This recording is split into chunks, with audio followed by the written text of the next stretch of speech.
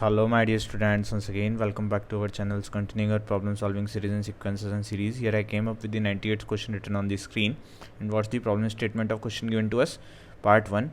A comma b are given positive integers with a less than b. Let m a comma b, that's the function of a comma b, summation k is equal to a to b of square root k square plus 3k plus 3 divided by b minus a plus 1. Evaluate greatest integer function of m of a comma b. So to solve such question, we'll be going to evaluate the value of k square plus 3k plus 3. We'll be going to complete the whole square of it. So k square plus 2 times of 3 by 2 will be coming, multiplied by k will be written over here, plus 3 by 2 the square will be written, plus 3 minus 3 by 2 the square will be coming. So that can be written as k square plus 2 times of 3 by 2. So the first three things will be generating k plus 3 by 2 the whole square, k plus 3 by 2 the whole square, plus 3 minus 9 by 4. That means k plus 3 by 2 the whole square plus 3 by 4, and that is there inside the square root. Now what we could observe, since it is having summation from k is equal to a to b, first and foremost thing, it's inside the square root. Then it have summation from k is equal to a to k is equal to b, and it is divided by b minus a plus 1. Whole of it is divided by b minus a plus 1. So this thing we have to talk about, and its greatest integer function we have to compute, because this is only m of a comma b which was given to us. This is what m of a comma b. So we'll be going to see in between which two values this value will be coming. Guys, definitely square root of k plus 3 by 2 the whole square, if I'll be writing, that will be less than the square root of k plus 3 by 2 the whole square plus 3 by 4, and which will be in turn less than the square root of k plus 3 by 2 the whole square plus 1. Now throughout we'll be going to divide by b minus a plus 1, and then we'll be going to keep the summation from k is equal to a to k is equal to b. So summation of this from k is equal to a to k is equal to b will be writing. Then summation of this from k is equal to a to k is equal to b will be writing. And similarly summation of this from k is equal to a to k is equal to b will be coming over here. This is m of a comma b, and we want to talk about the greatest integer function of that thing. So we would have to move on the left hand side of this thing. So each and every time inside the square root will be having what? Some negative, we will be having some fractional quantities that will be like not contributing to the greatest integer part. So finally we may write that the greatest integer function of m of a comma b will be the summation of k plus 3 by 2, because square root will be going to get cancelled with the square, from k is equal to a to k is equal to b, divided by b minus a plus 1.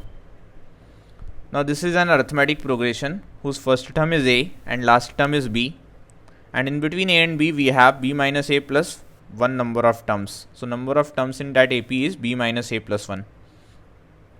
So we'll be going to write b minus a plus 1 divided by 2, that is n by 2, multiplied by a plus b, that is first term plus last term, plus 3 by 2 times of b minus a plus 1 it will be, whole divided by b minus a plus 1 will be coming. So throughout we'll be going to divide by b minus a plus 1. So we'll be going to get what? A plus b by 2 plus 3 by 2. So that will be becoming a plus b plus 3 by 2. And that will be the final answer for the first question. Or even we have to write what? Greatest integer function of this thing, because we have greatest integer function of m of a comma b. Now moving on to the second subpart of this question, what is given to us? Let n a comma b is greatest integer function of numerator divided by b minus a plus 1. So what will be going to write? Greatest integer function in numerator itself is kept by us. We had square root of k plus 3 by 2 the whole square plus 3 by 4, and its greatest integer function we have to talk about after keeping summation from k is equal to a to k is equal to b.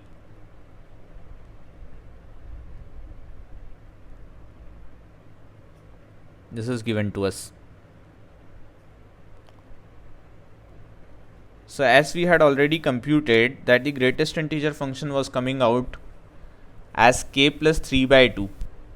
After we were computing the greatest integer function, we were getting k plus 3 by 2. And that too will be generating what? K plus 1 plus 1 by k plus 1 by 2 plus 2 by 2, or 1 by 1 plus 1 by 2. So its greatest integer function would not be containing 1 by 2, only this much will be coming, k plus 1 will be coming, and upon that will be going to apply the summation. In denominator we have b minus a plus 1. So upon this k plus 1 will be going to apply summation from k is equal to a to k is equal to b. K plus 1 we have in numerator divided by b minus a plus 1.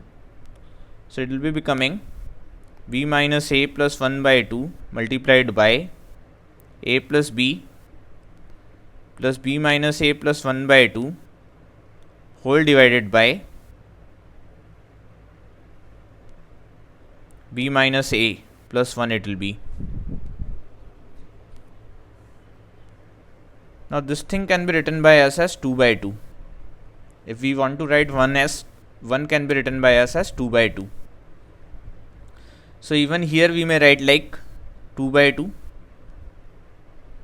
So it will be becoming what? Multiplied by 2 over here, 2 by 2 we have. Actually if we were adding 1 for b minus a plus 1 number of times, so we have written it as 2 by 2. 1 can be written as written by us as 2 by 2. Now b minus a plus 1 will be going to get cancelled throughout the expression, so we'll be remaining up with what? A plus b plus 2 by 2. That will be the value of an of a comma b. Hope you guys would have understood it, would have enjoyed it. Thanks for watching, my dear students.